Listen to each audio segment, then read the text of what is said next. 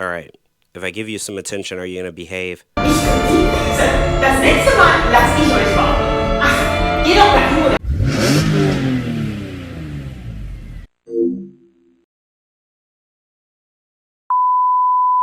Alright, I'm back. And I don't know, since the last time you saw me, I think it's been like 3 weeks. Because right after I did the video on that car, I got the plague. So I've been sick for the last 3 weeks. You still can probably hear it. If you have a problem with how I sound, I guess you'll cope. But anyway, the concept of today's video is like ADHD like to the extreme. So what I'm trying to do, or what I want to do, is I want to take the head unit out of this car and put it in that car, and then the head unit that's in that house and put it in this car. Make sense?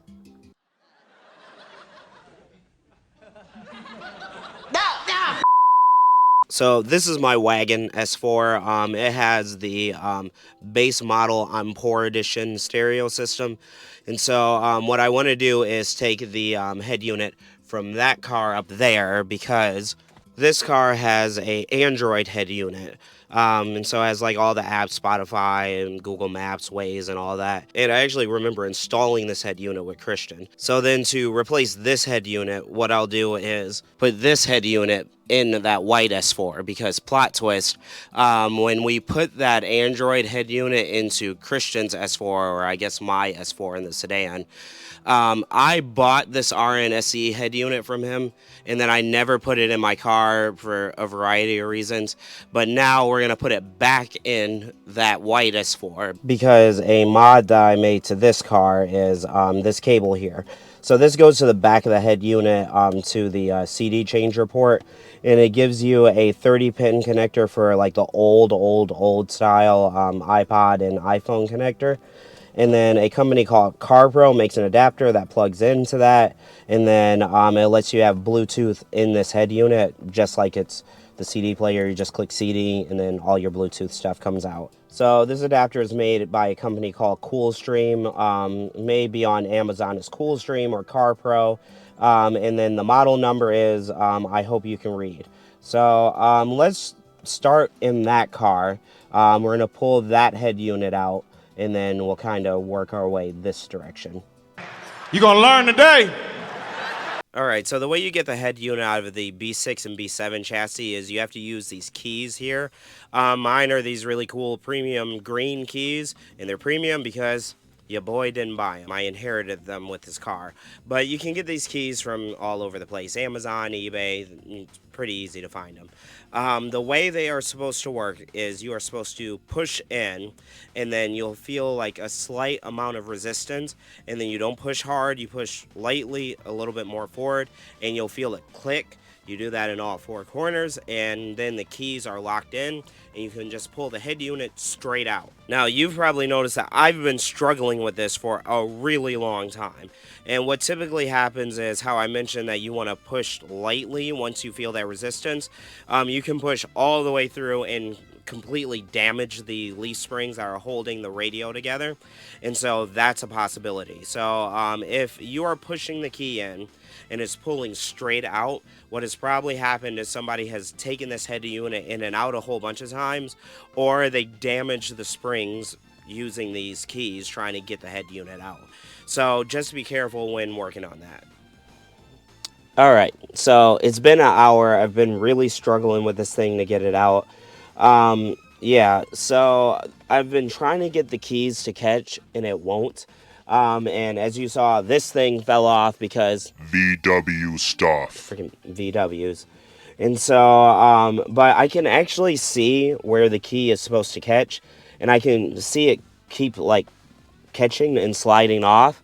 So I've been on the forums trying to see if anybody else has this problem, and somebody with a TT has this exact same head unit, and they said that these keys are only to remove the factory head unit, and the like replacement or the Android head unit pulls straight out.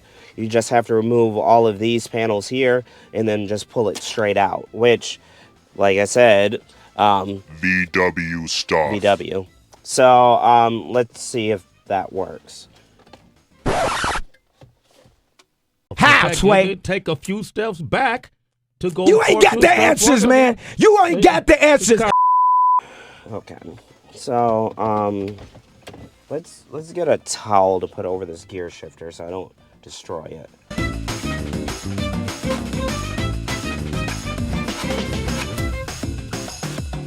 Okay, so after wasting an hour fighting with that, let's try to see if we can get the other radio out, see if this takes me 2 hours. Okay. All right, let's see if this works.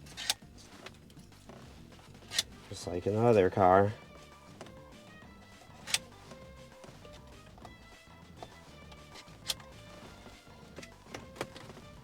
You've got to be kidding me. No way. Okay, let me go get the towel to protect the gear shifter.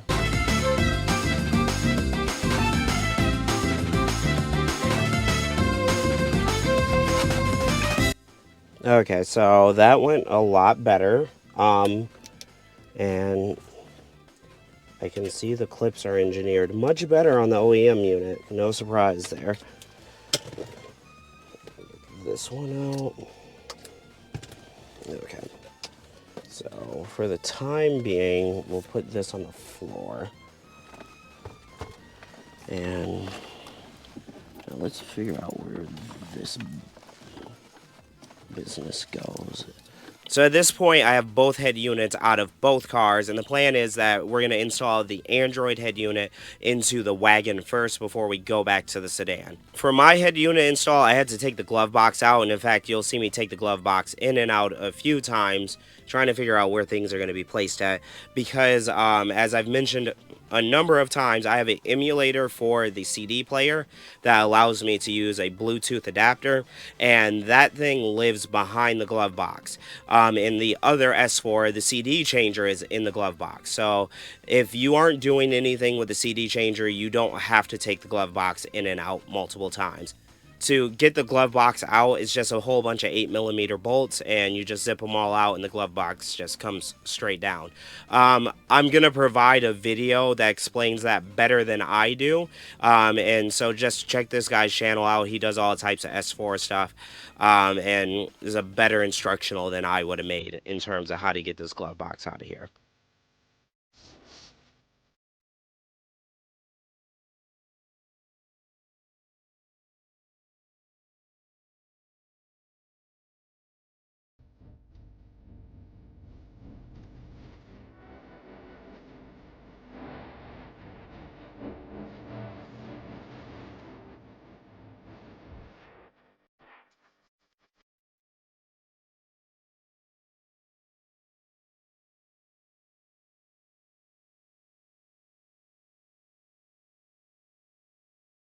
Now, I'm sure you guys have noticed I'm wasting a whole bunch of time with the headliner in this car. And so the reason for that is this isn't my first Android head unit install. I've actually installed one on my M3 before.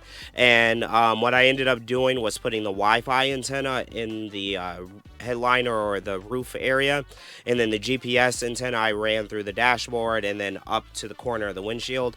I actually decided to not do that just because of how the headliner is designed. So that ended up being a huge waste of time, but I wouldn't have known if I didn't try. So eventually the GPS antenna ended up going up on the passenger side in the corner of the windshield. And then the Wi-Fi antenna went inside of the dashboard, not on top of the airbag because I don't need that in my forehead when I get into a car crash. But in the airbag area, just way farther forward where the airbag can't interact with it. And then after that, I'm pretty much done in the passenger side of the dashboard. At this point, all the hard wiring and everything is pretty much done. I'm just struggling with the head unit. It's doing all types of weird stuff. So when I have everything out, audio worked fine. When I had plugged in the GPS antennas and the radio antennas, everything worked fine. I put the radio into the dashboard. Nothing worked, no audio at all. Why? Don't ask me, ask China that question, okay? When you ask them that question, you may get a very unusual answer. Yes, behind you, please. But at this point, it's starting to get cold and dark. I'm starting to run out of patience. So this is a problem for tomorrow. The next day.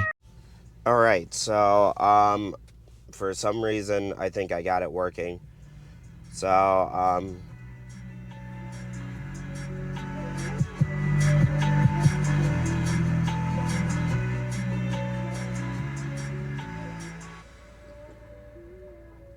yeah, so we have music now over Bluetooth, and then we also have it over Android Auto. So yeah, everything pretty much works.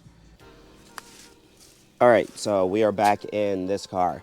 So I guess the first thing I'll do is take out the glove box so that I can put in. It looks like my car didn't have a CD changer, so they used this box to like emulate the CD changer. I'll get in there, see if I need to use it, and then we'll kind of move forward from there.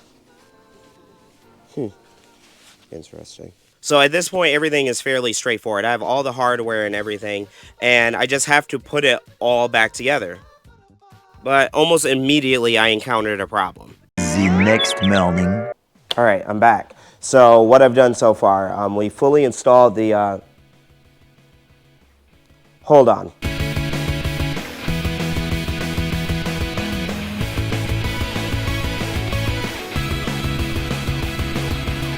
This is big brain time.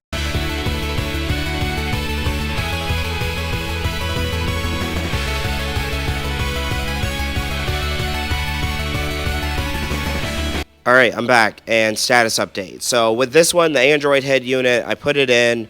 You probably saw me go through a whole bunch of shenanigans with taking the glove box out, then putting the glove box back in, and then taking it back out. And because I knew the CD changer wiring was there, I just didn't know where it was. And plot twist, they had like coiled it up, and it was put inside the like kick panel for the passenger side.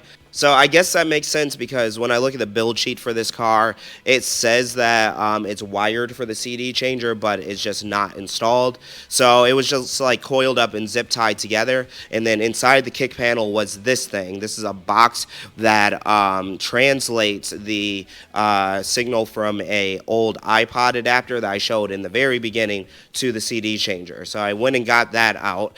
Now, I know when people install these head units, the GPS antenna, that makes sense, but a lot of people get confused by the Wi-Fi antenna. And the thing is that these Android head units, they are cheap, they are from China, but they can actually do a lot more than people give them credit for. So I know a lot of people kind of wonder, like, why with these Chinese head units, they always want to send you a Wi-Fi antenna. And for the most part, the way they want you to use the head unit doesn't really make sense. But if you follow me on Patreon, in the future, there will be a video. I'm kind of running out of time to do it this weekend because that car needs to go for exhaust in like 2 hours. So I'm definitely not going to be able to do it today. But what you can do to these Android head units is you can log into your Google Play account, and then you can get onto the Play Store and download this app called Headunit Reloaded. And basically it installs Android Auto on any Android device that you install the app on. And then if the device has Wi-Fi, you can use a protocol called Wi-Fi P2P or peer-to-peer, and that's actually what the OEM wireless Android Auto head units are doing.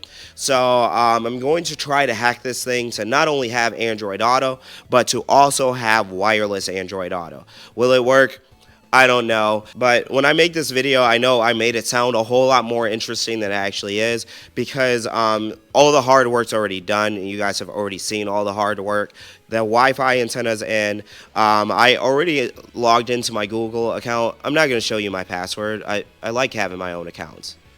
No. Headunit Reloaded was already installed on this head unit, so it just needed to update itself. So all I'm really going to be doing in the video on Patreon is just kind of sitting down and like messing with the settings, trying to get the Wi-Fi peer-to-peer to work. Not if I have anything to say about it, and I do. Now, if you weren't aware, on my Patreon, every day, like every single day, I actually post a video. And it can be me doing car stuff, me talking about things that annoy me on TikTok, behind the scenes, tech stuff, or just my feelings about something. I literally post a video every single day to Patreon, except for plot twist. I didn't post one on Thanksgiving.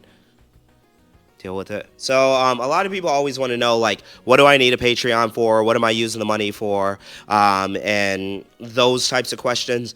At the end of the day, like, I don't per se need the Patreon, and maybe this isn't the best Patreon advertisement ever, but like, I don't need the money from Patreon to live. The money from Patreon helps me to run the channel.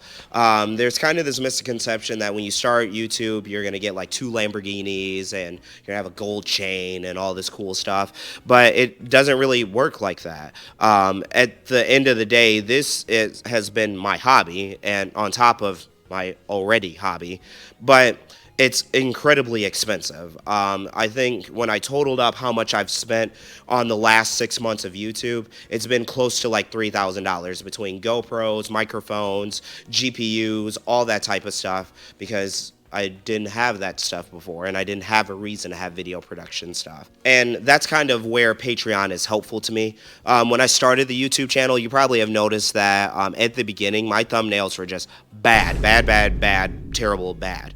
But what I ended up doing was getting a Adobe Express subscription, because the amount of money that was coming in on Patreon was exactly the same as an Adobe Express account or Adobe Express subscription. I freaking hate Adobe. So, like, oh my god, I can't stand. Anyway, focus. But anyway, it was the same exact price as an Adobe Express membership. And so if you've been around since the beginning, you know my thumbnails at the beginning were just bad, just really bad. And then suddenly one day they changed and they looked a whole lot more professional. Well, that was Adobe Express, and actually, more accurately, that was Patreon. If I didn't have people supporting me on Patreon, I wouldn't have looked to give Adobe $10 a month, because I just don't believe in spending money on something that isn't giving me any benefit. But for my Patreons, they were giving me $10 a month because they believed in the channel. So I spent $10 on something that would make the channel better, and it made the channel better.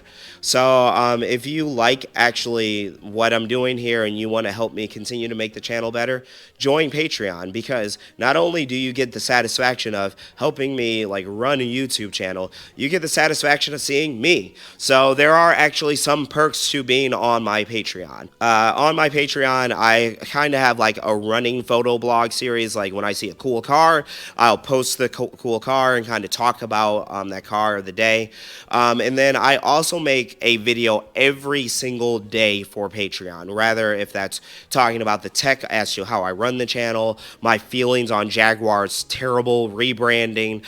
What was the video about yesterday? Oh yeah, random interactions that I have with people on TikTok. So on Patreon, the video series is called The Daily Transmission.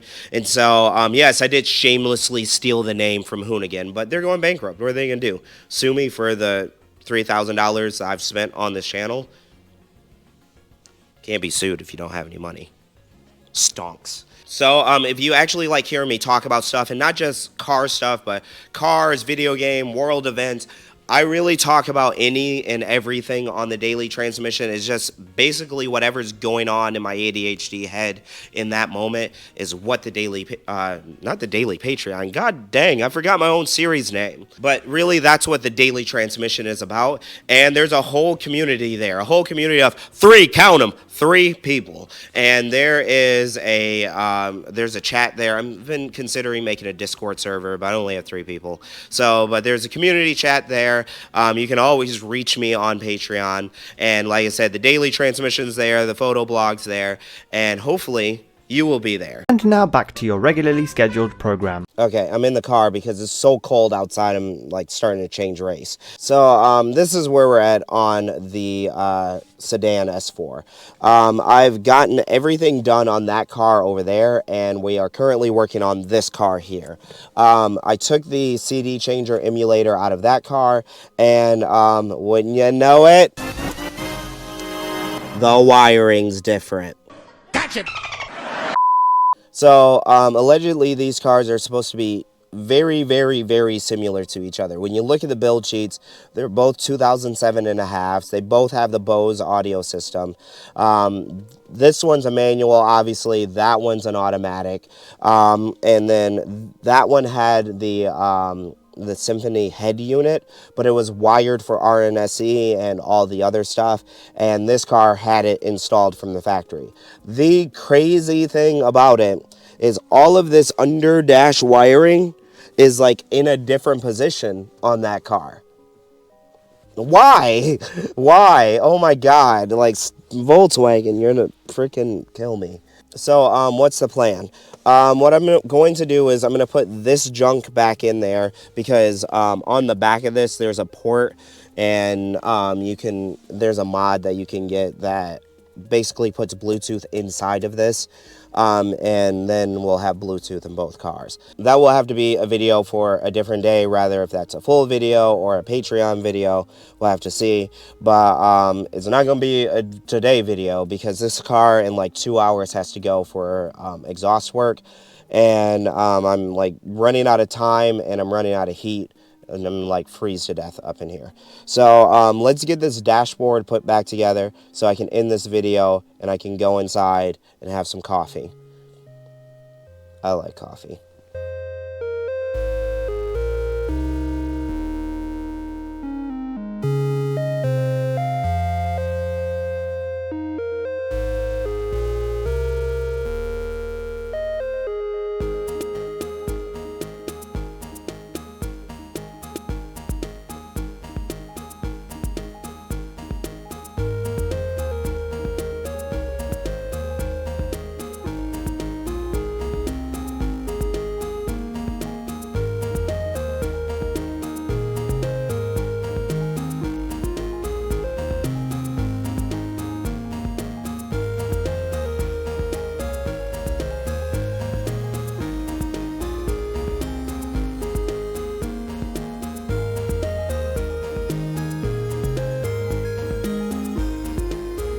All right, so I don't actually know if I accomplished anything, but entire dashboard's back together. That car has Android Auto.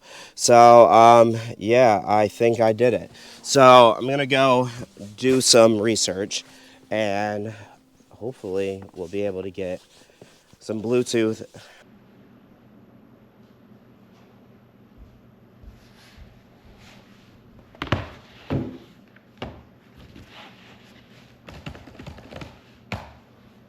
Hey guys, Chris Fix here, and today I'm going to show you how to quickly and properly wire